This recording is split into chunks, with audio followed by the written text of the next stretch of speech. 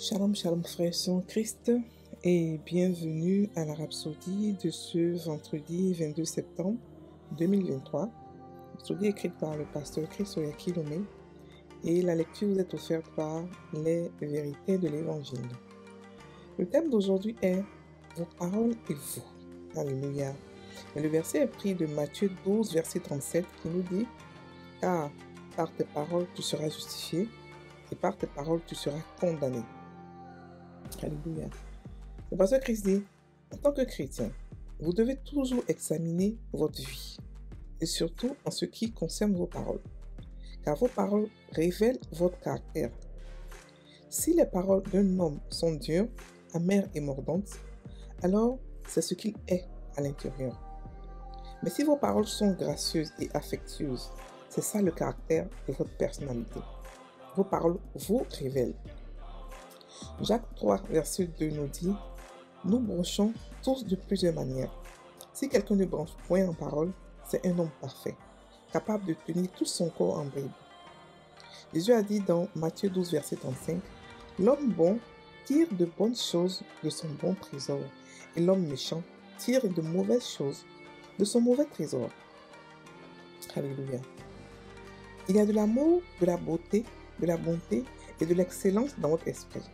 Ainsi, lorsque vous parlez, cela devrait provenir de cette abondance. La présence du Saint-Esprit dans votre vie signifie que vous êtes en mesure de laisser sortir des fleuves de bénédiction de l'intérieur de vous, qui se manifestent par les paroles. Votre langage est la véritable mesure de votre maturité en tant que chrétien. Lisez à nouveau Jacques 3, verset 2, cette fois, avec la version amplifiée. Il dit, et si quelqu'un n'offense pas en parlant, ne dit jamais de mauvaises choses, il est un personnage pleinement développé et un homme mature.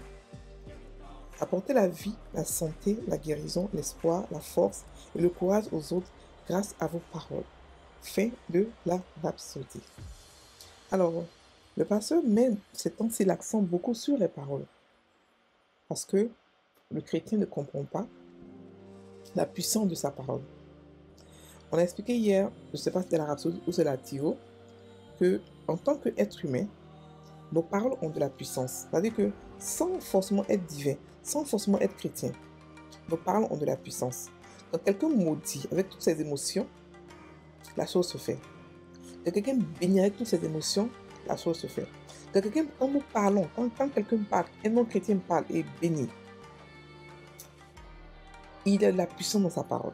C'est-à-dire qu'un être humain normal, sans divinité, sans chrétienté, est naturellement divin. Bon, l'humanité, la divinité humaine. Maintenant, un chrétien qui est Dieu, qui a été décrété Dieu, qui a reçu la vie de Dieu et la nature de Dieu, qui a reçu le Saint-Esprit qui vit en lui, qui a reçu la parole, c'est-à-dire que lorsqu'il parle, c'est Dieu qui parle. Lorsque ce chrétien-là parle, ses paroles sont esprit et vie. Ça veut dire que ces paroles viennent à l'existence plus rapidement. Ces paroles se développent et se matérialisent, mais très rapidement. Il n'y a pas une parole qui est lancée en l'air qui ne se réalise pas. De la même manière que la Bible dit que la parole de Dieu ne revient pas à lui sans avoir fait de l'effet, c'est comme ça que la parole d'un chrétien ne revient pas à lui sans avoir fait de l'effet, parce que Dieu habite en nous. Donc Dieu, parce qu'il habite en nous, on est devenu lui, il est devenu nous. Donc lorsque nous parlons, c'est Dieu qui parle. Donc il faudrait que nous puissions savoir que ce pouvoir que nous avons là, il peut soit nous détruire, soit nous booster. Donc quand tu comprends que tu as un pouvoir dans la parole, tu te disciplines toi-même pour pouvoir parler tout ce qui est pur, tout ce qui est gracieux, tout ce qui est bénédiction, tout ce qui est bon pour toi. Parce que tu peux t'auto-saboter par tes propres paroles, sans t'en rendre compte. Vous comprenez? Donc le pasteur nous parle ici de la parole que nous avons. Il nous dit, vos paroles et vous.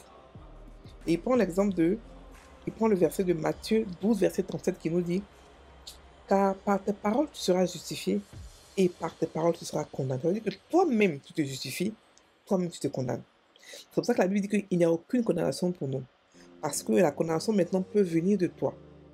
Donc Dieu dit de ne pas nous-mêmes nous condamner, de savoir quoi parler, de savoir nous bénir nous-mêmes, de savoir faire des proclamations, des prophéties sur nous. On a le pouvoir de pouvoir tout changer. C'est pour ça que maintenant, chacun de nous est son propre prophète. Au temps de Moïse, il n'était pas possible pour quelqu'un de prophétiser sur lui.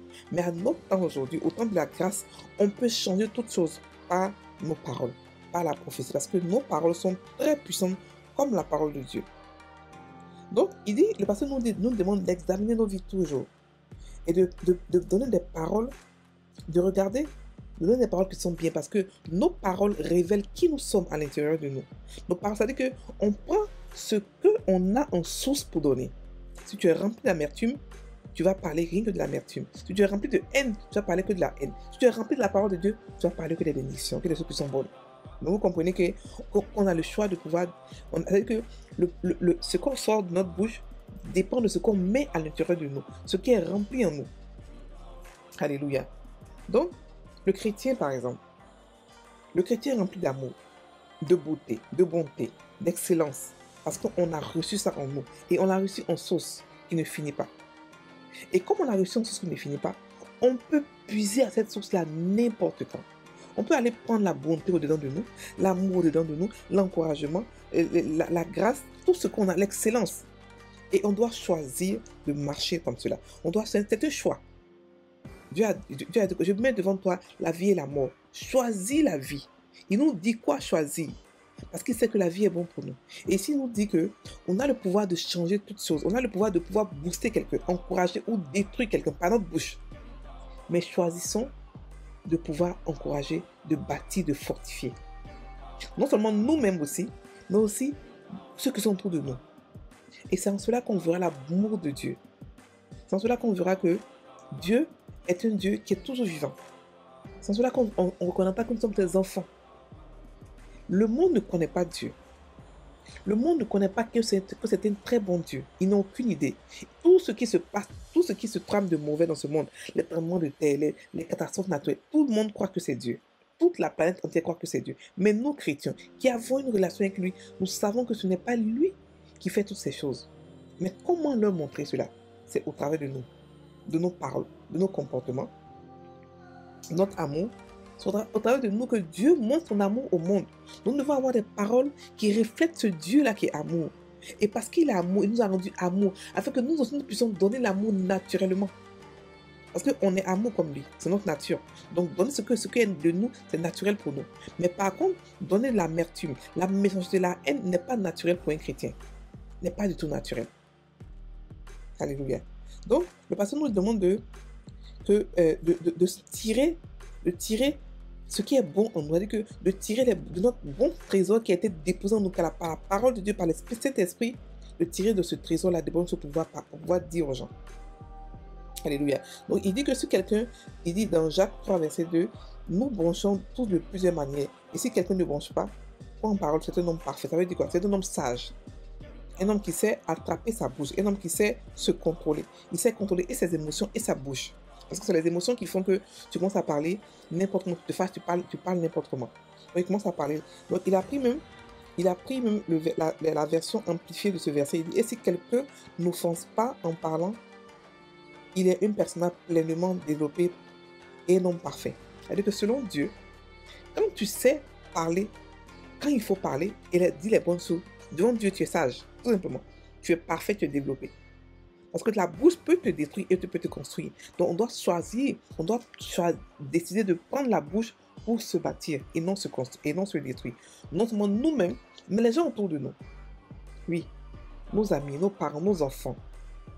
Tous ceux qui sont autour de nous, c'est en cela qu'ils verront la bonté de Dieu. Comme tout à l'heure, je vous ai dit, ce Dieu n'est pas, même les chrétiens ne le connaissent pas parce que les chrétiens croient que c'est lui qui tue.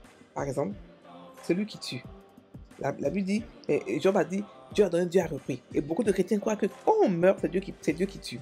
Donc vous comprenez que même si les chrétiens ne le connaissent pas, ce n'est pas les parents qui vont le connaître. Et c'est par l'amour que nous donnons, par nos paroles, par la manière dont nous nous comportons de manière excellente. Nous nous démarquons de la masse par notre divinité. C'est en cela que les gens vont connaître qui est ce Dieu-là et que ce Dieu, c'est un Dieu bon. Alléluia. Donc, frères et sœurs, je vous exhorte à pouvoir choisir vos mots Et la méditation permet de pouvoir vous remplir de ce qui est bon, d'un bon trésor, et de pouvoir le faire sortir quand il le faut. Et la méditation vous permet de pouvoir garder vos paroles, garder vos pensées, protéger votre bouche. Vraiment, la méditation, elle est complète. Elle est complète. Je vous exhorte à pouvoir méditer la parole de Dieu. Et sur cette chaîne, dans cette communauté, pardon, nous avons des jours de méditation. Nous avons des méditations chaque 3 ou 4 heures, 7 fois par jour. Nous avons aussi des groupes où on apprend à méditer la parole de Dieu. On vous apprend à pouvoir comprendre la parole de Dieu, à pouvoir sortir le réma de la parole de Dieu et à pouvoir la mettre dans votre corps, l'emmagasiner dans votre esprit, afin de pouvoir créer un bon trésor. Alléluia. Parce qu'on peut créer ce trésor. Le trésor est déjà en nous, mais on peut accumuler, on peut le faire grandir par la parole de Dieu. Alléluia. Donc, c'est ce que le pasteur dit aujourd'hui. Il nous dit que nos paroles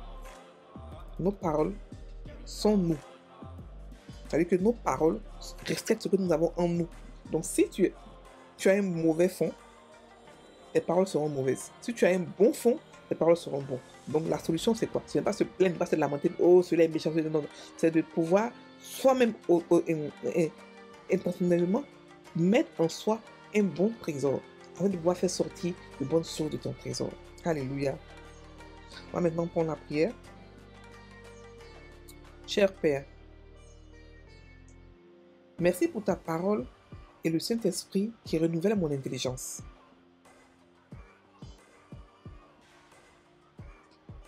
Pour dire des bénédictions et des paroles pleines de foi. Je parle vie et sagesse aujourd'hui. Je vis dans une santé divine,